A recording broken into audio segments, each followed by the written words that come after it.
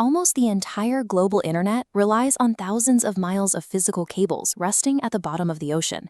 It is an exposed physical network that can be severed or destroyed with a single targeted disruption. Early attempts to move connectivity to space in the 1990s collapsed.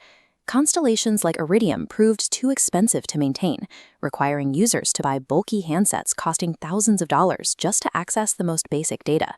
A scale comparison illustrates a simple law of physics that burdened early networks.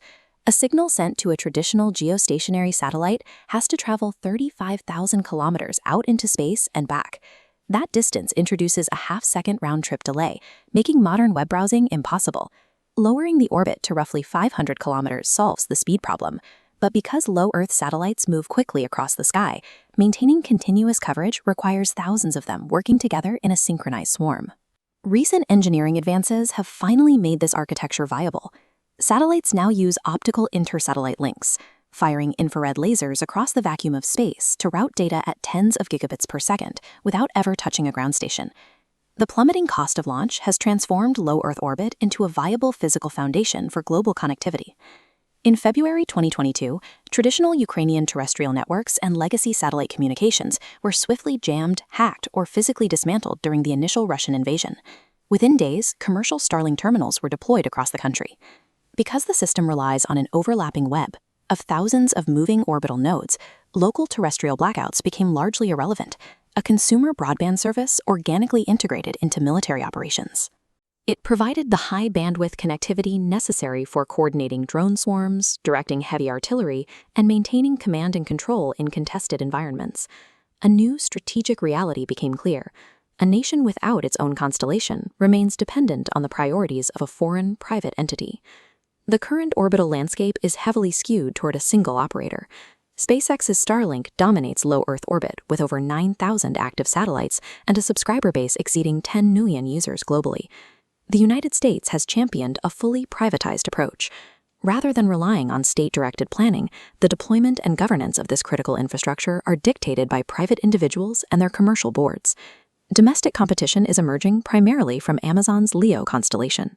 Backed by a $10 billion investment, Amazon is aggressively scaling its launch manifest to deploy thousands of satellites and carve out its own share of the orbital market. These private networks are also pushing past the need for specialized receiving dishes.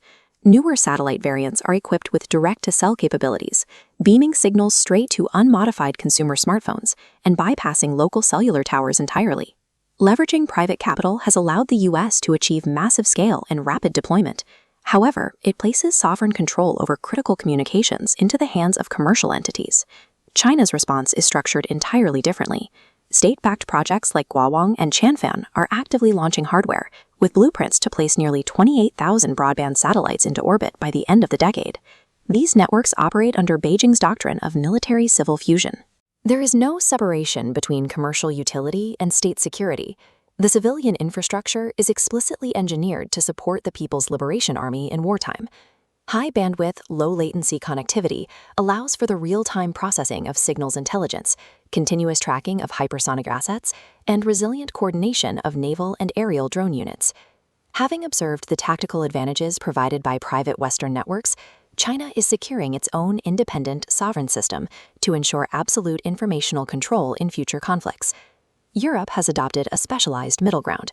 The Eutelsat OneWeb constellation bypasses the mass consumer retail market, focusing instead on providing highly secure, encrypted data routing for enterprise, maritime, and government clients. Maintaining a sovereign network requires the ability to physically put it in space. Relying on American or Russian rockets to deploy critical European infrastructure introduces a strategic vulnerability. To bypass this bottleneck, the European Space Agency utilizes heavy lift vehicles like the Ariane rocket program. This domestic supply chain guarantees independent access to orbit, free from foreign leverage. The European model ensures that critical business and government data remains under autonomous European jurisdiction, rather than pursuing the overwhelming numerical volume seen in the US and China.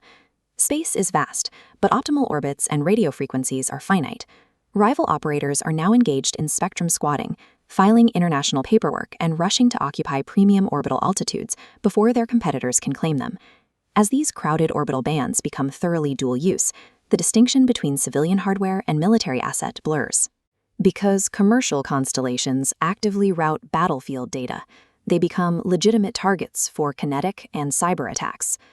Massive volumes of the world's communication backbones are permanently rerouting from the ocean floor to the sky, elevating low Earth orbit into a fiercely contested territory on the geopolitical map. The 21st century race for space is driven by the need to own the invisible infrastructure powering the global economy. The stakes are absolute. The entity that manufactures, launches, and operates this orbital grid holds a functional kill switch. They possess the capacity to throttle economies, dictate the flow of intelligence, or isolate entire nations at will. As this architecture takes shape above us, it demands an urgent question. Who exactly owns the connection you are using right now?